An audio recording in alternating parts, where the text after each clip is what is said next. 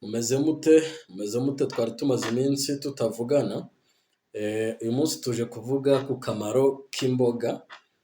Turivugira ku mboga, turiga ku gihaza, tuvuge icyo gishobora kumarira umubiri. Ibihaza biri ubwoko bwinshi, ariko tugiye kuvuga muri rusange. Hari ukuntu tutita cyane ku byo turya, cyane cyane Abanyarwanda.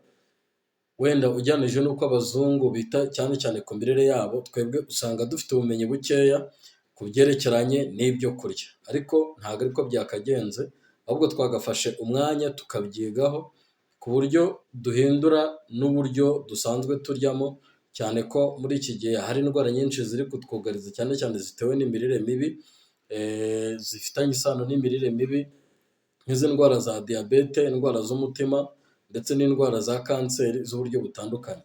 Hari n'ibindi wenda tutabasha kubona, tujya twita ngo ni hidden hunger, cyangwa se umuntu ashobora kuba ameze neza mu buryo bugaragara inyuma, ariko afite inzara itagaragara iterwa no kubura intungamubiri nto, izo twita micronutrients zikomoka mu mboga no mu mbuto.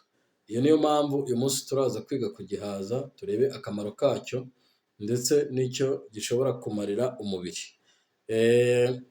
Ubundi kurya ibihaza biri mu bintu bifasha umubiri, cyane cyane ko byongera ubudahangarwa mu kurwanya indwara zitandukanye, ariko by'umwihariko nk'indwara ya diyabete ndetse n'indwara y'umutima. Kandi bitewe n'intungamubiri gifite, biri mu bituma umubiri wivanamo uburozi butandukanye.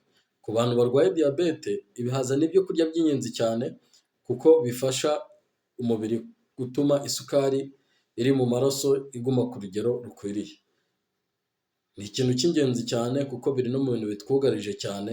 Izi ndwara ziterwa zitandura, twita izitandura, zirimo zagenda ziyongera cyane, cyane cyane izi ndwara z'umutima, umuvuduko w'amaraso ndetse n'izindi ndwara zigendanye nazo ndetse na diyabete, biri kugenda bizamuka cyane. Rero uramutse uriye igihaza, isukari yawe yaba ku rugero rwiza. Ikindi, vitamine A, igihaza kiri mu bintu bikungahaye kuri vitamine A cyane. Vitamine A iri mu bintu bituma umuntu akomeza kureba neza. Hari ukuntu umuntu agera mu myaka 50 agatangira kukubwira ngo ntareba. Biri mu bantu benshi ndetse wenda batagiye baniga, wenda ku buryo tutavuga ngo byatewe n'uko bagiye basoma ibintu byinshi, cyangwa se wenda bagira amateleviziyo, ariko bitewe n'umuco uri mu Banyarwanda benshi wo kutarya imboga n'imbuto, biri mu bintu bituma imibiri yacu iba ikeneye kuri vitamine A.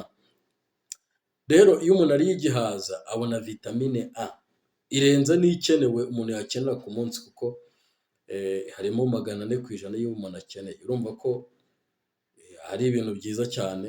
Ntabwo twagira ikibazo ngo wenda ngo byatera umuntu ikibazo, kuko nta nubwo uba wariye igihaza cyose. Bikize kuri iyi vitamine A.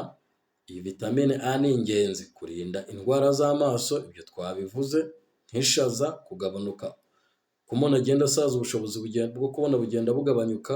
Ariko iyo umuntu akunda gukoresha igihaza, ibyo nabyo, ibyo bibazo bishiraho.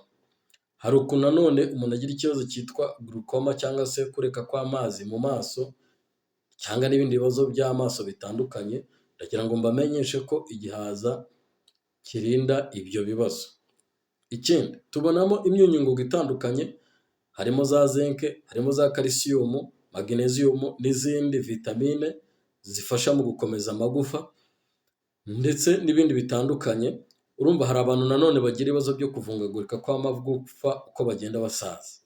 Umuntu akajya ataka indwara utamenya, akakubwira ngo ikintu gihera mu maguru kikarinda gikubita mu rubavu kikagera mu mutwe. Ibyo bibazo byose rero iyo umuntu yihatiye kurya igihaza, bigenda bigabanyuka ku buryo umuntu asaza ariko agifite ingufu.